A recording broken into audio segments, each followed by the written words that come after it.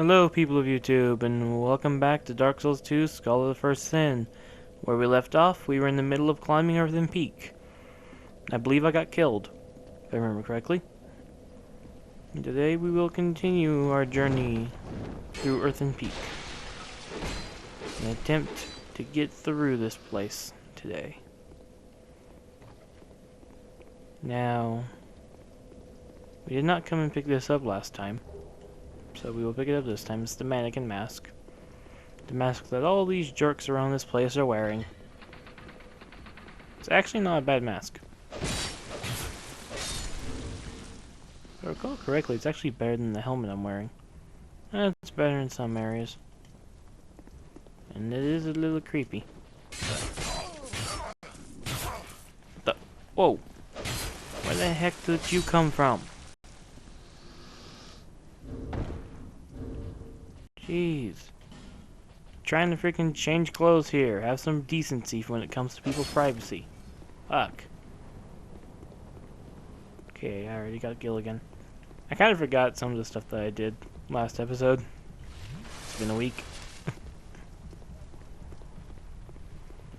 So.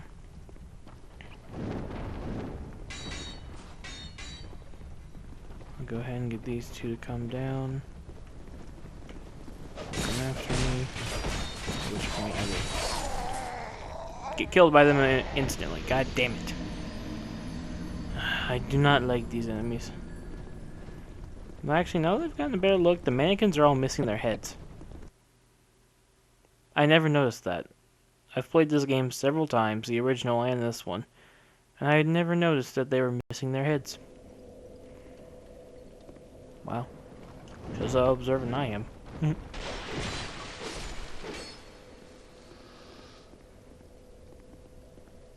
There's still some more stuff I want to get on this path, which is why I'm still trying to come down here. Now, where is the guy with the claws? Oh, it must have been one of those guys up there. There's a ladder that can take you much further into the area we're supposed to go to. Did one of them come down? No, okay. But, you can take the ladder and it's a lot faster, but there's a few items that you'll miss out on unless you go in this direction. Now I'm gonna raise this in order to get their attention. In this way, hopefully separating them.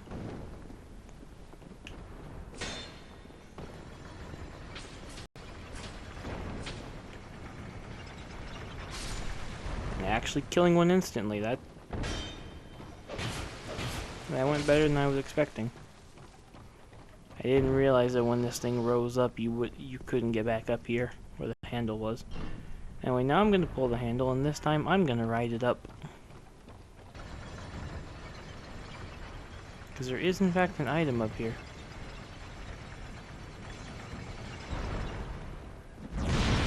Not anything I'll use, and I forgot that the Desert Sorceress was there. Now, ye bitch. Ha. Back. Ooh, that could have been bad. But yeah, in the original game, those sorceresses were not there, so I kind of forgot about her. And you've got this man again.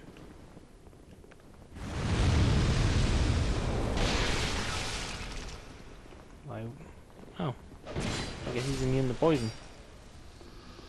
Didn't know that.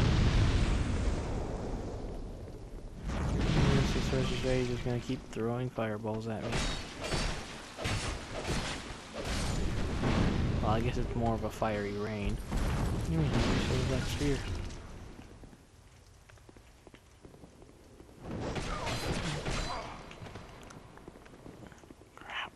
Keep forgetting about some of these enemies because I'll be perfectly honest, I've yet to actually beat Skull of the First Sin.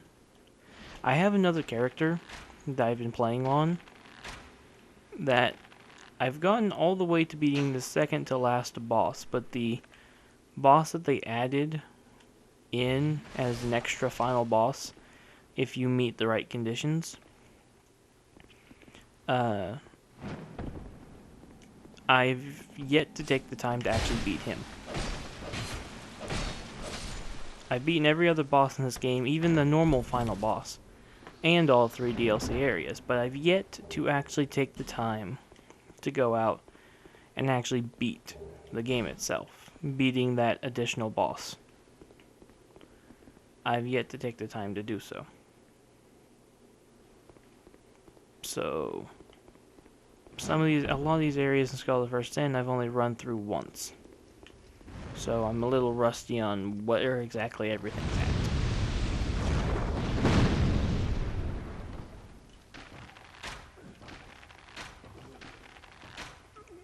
The best thing about these sorcerers is they have very little defenses. There's another one around the corner. And yes, her spells are pretty deadly. Lost track of how many times these ladies have killed me. Mainly with that attack. Where they do the whole blowing a kiss thing. Lost track of how many times they've killed me with that one. Poison. Over here, get the item. A Ferrous Lockstone, that's nice. And then we have another mannequin over here.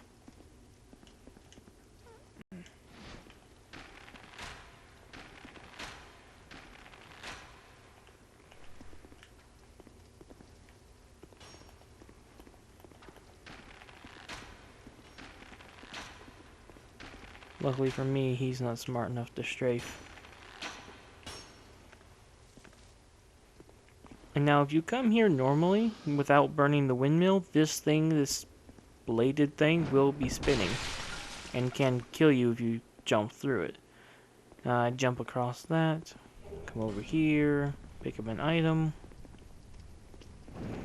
And now that ladder I was talking about earlier, this is where that ladder leads.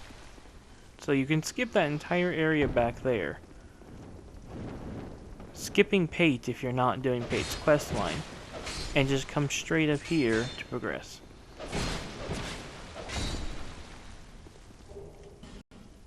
And I got mannequin gloves. Cool. So but the choice is yours whether or not you choose to go down that path. It is completely optional. Trying to break these jars just to make sure that I don't accidentally roll into them. There we go. And yes, there's a hidden wall here. Remember a while back I said there was that sorceress on the balcony shooting down at us while in Harvest Valley? Well, here she is. And now she is dead. And I got her gloves. Spell quartz ring, and yeah, we can see the area down there. And the several items that I skipped over. I also realized a few videos ago that I picked up the washing pole, but didn't show it off. Yeah, the washing pole is the katana with the longest reach in the game.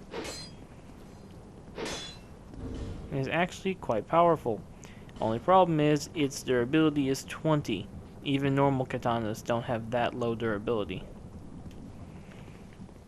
So, the washing pole has low durability but very, very good range and damage. Now, I haven't forgotten about this jerk. This is another new addition to Scholar of the First Sin, is this guy. As I mentioned back in No Man's Wharf, these ninja guys used to only be a part of the New Game Plus version of the Full Exile Sentry boss. But they've been made into actual enemies throughout the course of the game. There's only a handful of them though. They aren't very common, but they are there. And if not dealt with properly, they can kill you. Now this is the lady that has typically been the one to kill me. They can slap you? I've never seen that before. Now we'll climb up here, and I don't remember if they removed this guy or kept him here. Okay, they removed him. There used to be a red phantom here that held a full moon sickle that you could get. And up top here, we have a chest, which holds a petrified something, I believe. Yep. And then over here, we have the third and final bonfire of Earthen Peak. Now, I personally have never used this bonfire, ever. I've never seen a reason to. And we have this room.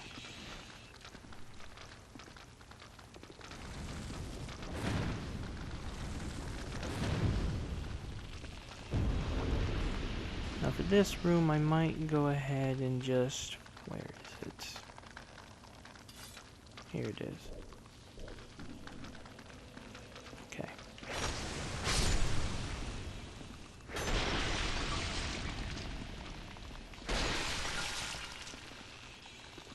This is one of the really nice things about getting the silver black spears, is it helps with taking care of rooms like this. With rooms like this, you want to use thrusting weapons. Because of all the poisonous jars, you can smash them without getting covered in poison.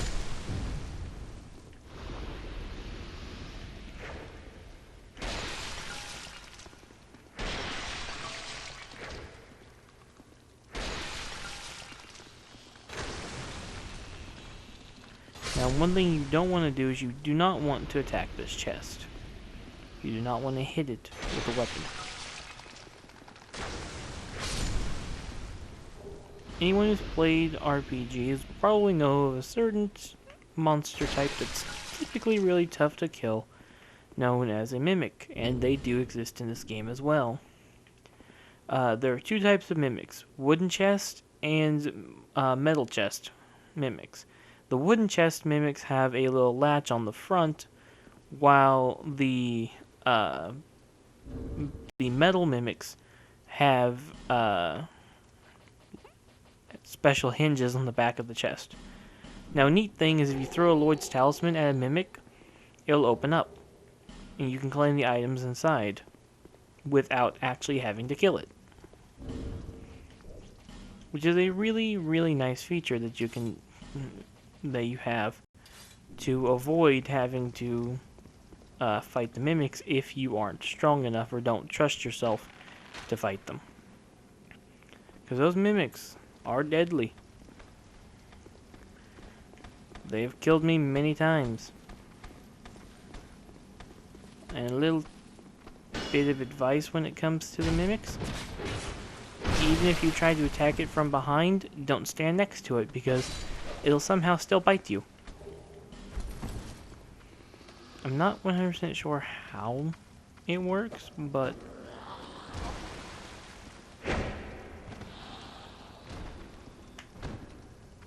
Whoops, wrong attack.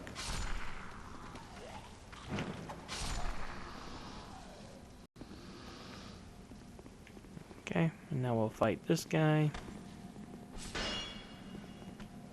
Yes.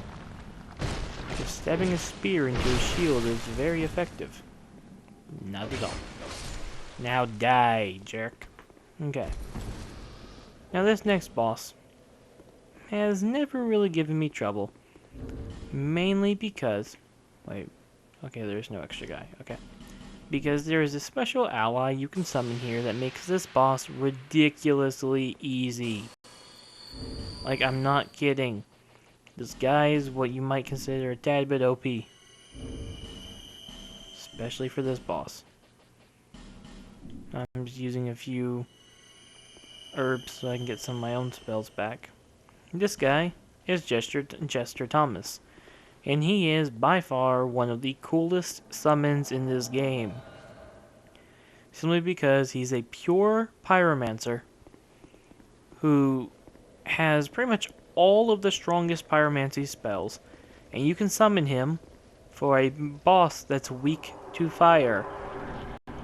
Say hello to Mytha, the Baneful Queen. This lady is strong. and she heals in poison. Now this whole battlefield, even the platform I'm standing on now, would be covered in poison had we not burned the windmill. Now, Mitha in and of herself is quite annoying, having pretty good physical attacks, as well as some magic here or there. Ow. And I'm dead. God damn it. Of course, the boss I say I don't have any trouble with ends up being the one that kills me. Ugh. Mitha, she's not usually difficult because of Jester Thomas. Jester Thomas typically makes the boss fight a bit easier. But, yeah. I fucked up. Plain and simple, I fucked up. But so now I need to try and get these guys out of the way. Do I have a couple of alluring skulls. Let's see if they work on these guys. They do not. Let's see if I can jump down here without... Oh, nope. I drew one of their aggros.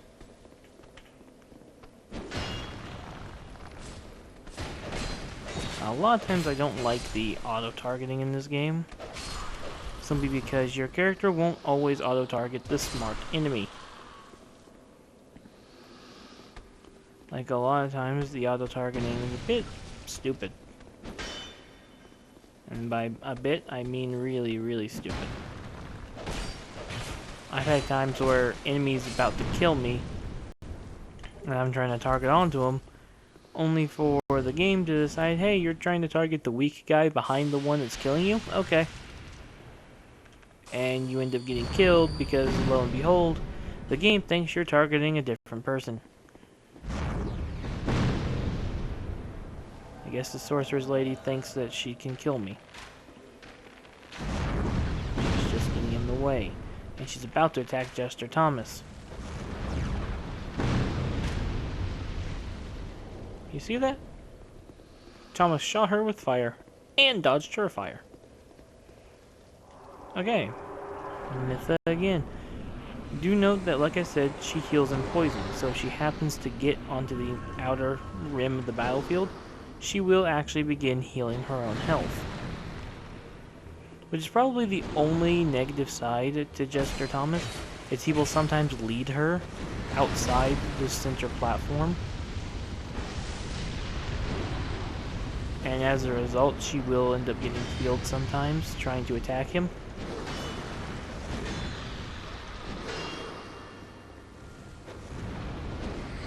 Now, I've personally never seen anyone fight Mitha. Oh, there's the magic I was referring to. But I've never seen people fight Mitha without draining the poison from her boss fight room. And there we go, now she's dead. The fight would probably take longer without Jester Thomas around. But Jester Thomas is really, really cool. I would recommend summoning him if you start having difficulty with that boss. I only summoned him because I'm used to summoning him. So, yay. So that's Earthen Peak finished. And we shall ride the elevator to our next destination. And our next destination is where I'm probably going to have the most difficulty. I will tell you all right now, there's a boss in this area that is going to make me rage. I can tell you that right now. Because I've never, ever beaten this boss first try. And it has always made me mad. Always. Welcome to Iron Keep. Anyone who has ever played this game probably knows what boss I am referring to. That being said, however, we are headed back to Majula, where we will take care of a few things before ending off the episode. Surprised that Mitha actually killed me once, though. She usually doesn't. But oh well. She isn't too difficult to fight. Now, I'm not going to level this time around. Instead, I'm going to come over and talk to our old buddy Gilligan. because I have some stuff to Wait, do with him. the name? Alright, Okay. You want to go? Now what I want to do is I want to but set up a few ladders. Now, you just Gilligan don't get it. has a quest line of his own, one that is involved with buying Hey. these ladders. Well,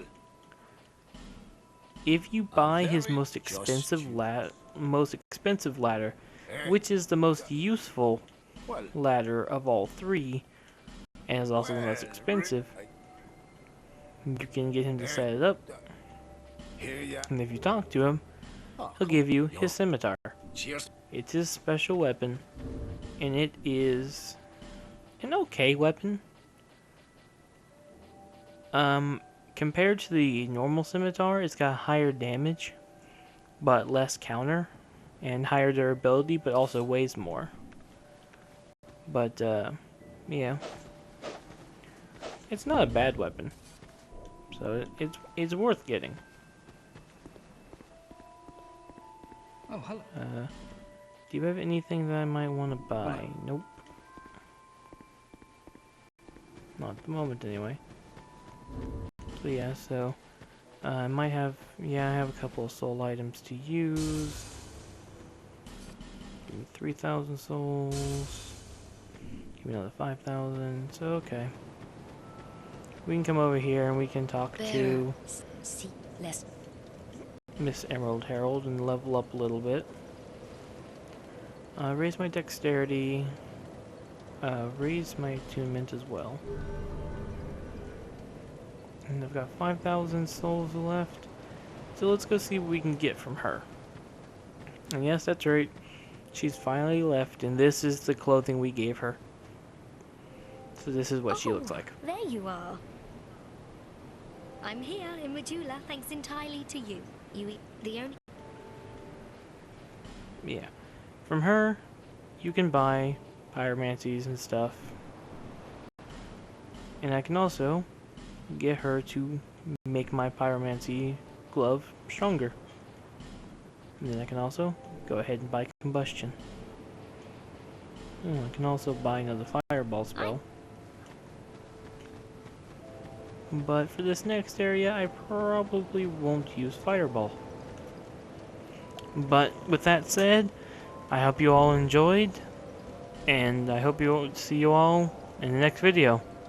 So long.